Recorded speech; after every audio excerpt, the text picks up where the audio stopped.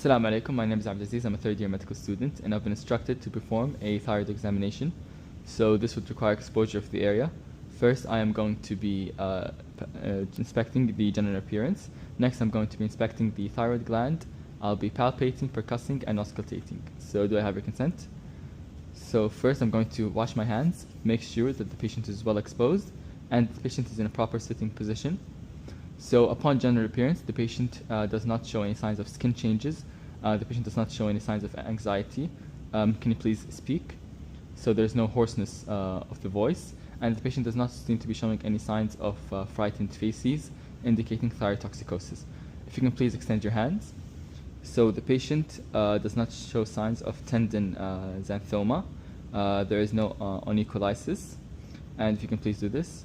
So there is no sign of clubbing. And if you can please show me your palm. Skin temperature is normal. It is dry and warm. And there is no tremors. So next I'm going to check the pulse of the patient. It is normal, the rate and rhythm. And next I'm going to move over to the face. So the patient is not staring, does not seem to be staring. There are no signs of chemosis, conjunctivitis, or any proptosis or exophthalmos. If you can please just follow my finger.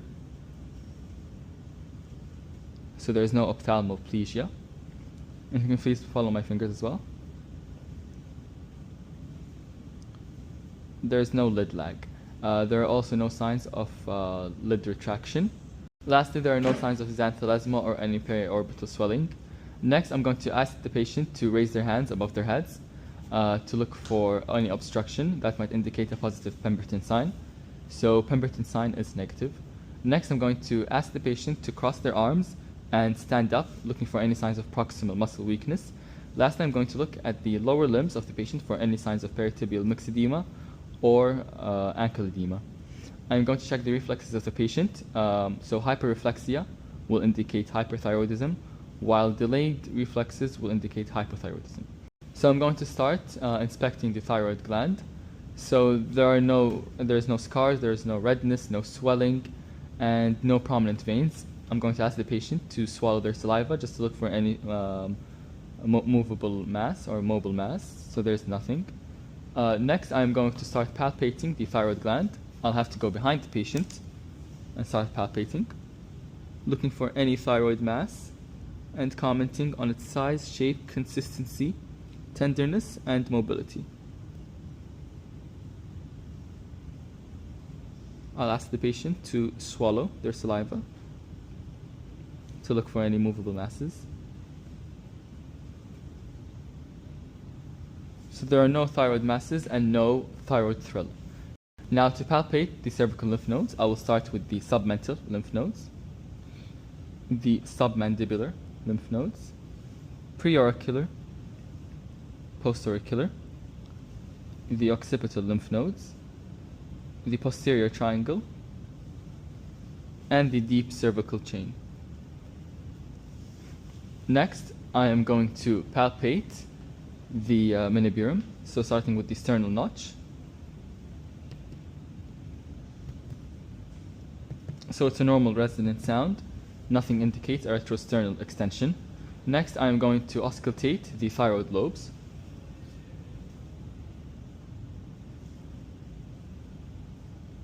So there are no signs of any bruit. And this concludes our examination for today, and thank you. Assalamu alaikum, I'm Raf Mahi, I'm 30 medical student. I'll also give you an examination of lower extremities as a diabetic patient. This will include general inspection and then local examination, inspection, palpation, and sensation. Do I have consent? Yes. Thank you. First of all, I'm going to wash my hands. I want you to expose the legs. For the general appearance, the patient is not suffering from significant weight loss or obesity. Then I'm going to, could I take your hands? I'm going to check the skin turgor, which is normal here. Then I want you to look to the opposite side, so I can check for the jugular venous pressure. And then I'm going to look at the eyes of the patient for any sunken eyes which are not present here. Then I'm going to move on to the characteristic facial appearance. I don't see any signs of Cushing syndrome or acromegaly, and there are no pigmentations indicating hemochromatosis. Moving on to the local examination. First of all, I'm going to inspect the legs. I don't see any signs of necrobiosis, ulcers, hair loss, scars or color changes, and I'm going to look between the toes for any fungal infections. Moving on to the joints, there's no swelling or deformity of both joints, the knee and the ankle joints, and there is no any muscle weakness or muscle wasting. Moving on to the palpation, I'm going to palpate the legs for the skin temperature, which is normal, and then the same thing with the other leg.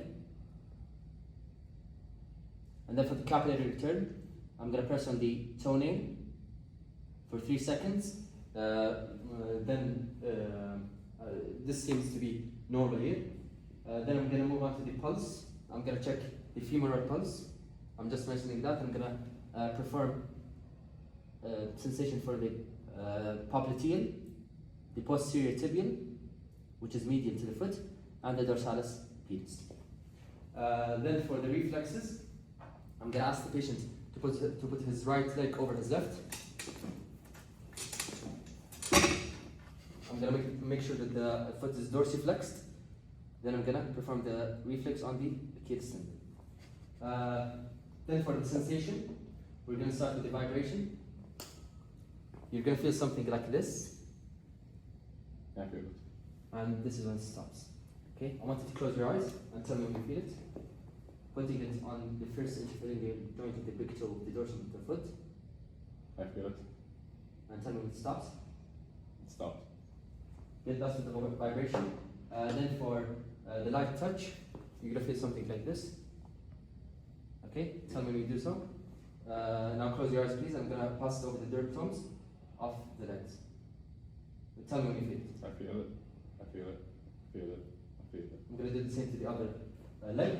Now for the pain, you're going to feel something like this. Okay? Tell me when you do so. Please close your eyes.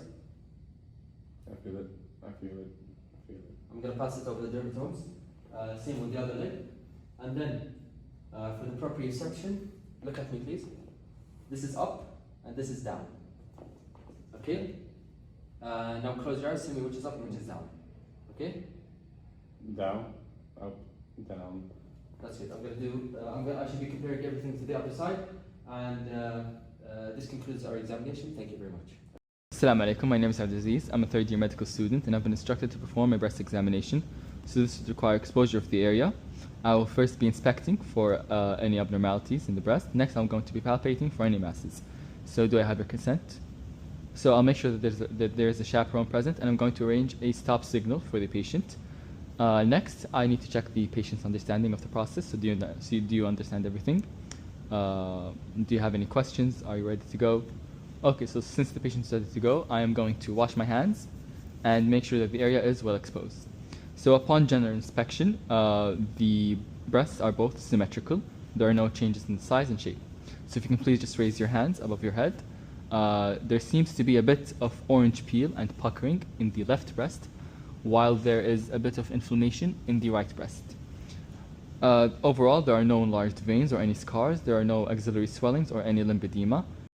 In terms of the nipple appearance, the left nipple seems to be retracted, while the right nipple seems to be showing signs of discharge. So now I'm going to start palpating the breast. First, I'm going to ask if there is any breast pain. So is there any breast pain? No? Good. So I'm going to lay the patient in a supine position and start palpating, first superficial and then deep. So normal lobular breast tissue. There's a mass here in the upper outer quadrant.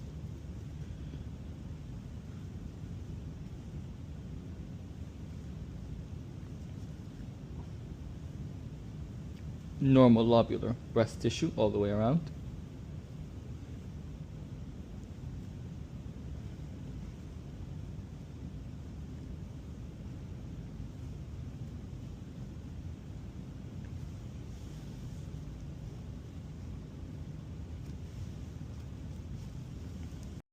In terms of the right breast, also normal lobular breast tissue.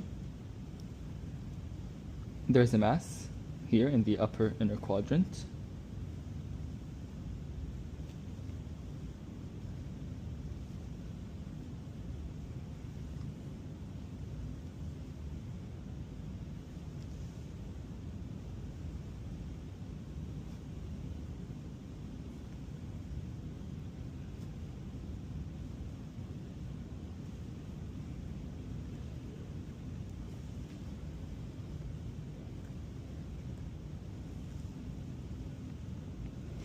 So now that I've palpated both breasts, I will move on to examine the right and left masses more closely. So in terms of the mass I found in the left breast, which is in the upper outer quadrant, it is around 2 o'clock, 4 centimeters from the nipple. It is a 3x3 with an irregular shape and a consistency that is hard and firm. In terms of the mass in the right breast, it is also around 2 o'clock in the upper inner quadrant, 1 by 1 centimeter approximately.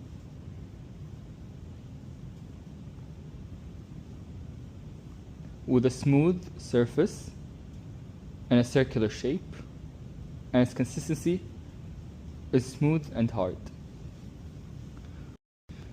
So now I'm going to ask the patient to pinch their nipples to look for any signs of discharge. And now I'm going to sit the patient up to check for the fixicity of the masses. So I'm going to ask the patient to lay their hands on their hips and bend their shoulders forward. So the mass on the left breast is fixed to the underlying tissue, while the mass I found in the right breast is mobile. Next, I'm going to check the axillary lymph nodes. So I'm going to ask the patient to rest their right arm on my right arm while I examine or palpate with my left hand. So first, the pectoral lymph nodes, the subscapular lymph nodes, the central lymph node, and the lateral lymph nodes, as well as the infraclavicular lymph nodes and the supraclavicular lymph nodes. So overall, the breast tissue was normal lobular, and this will conclude our examination for today. Thank you.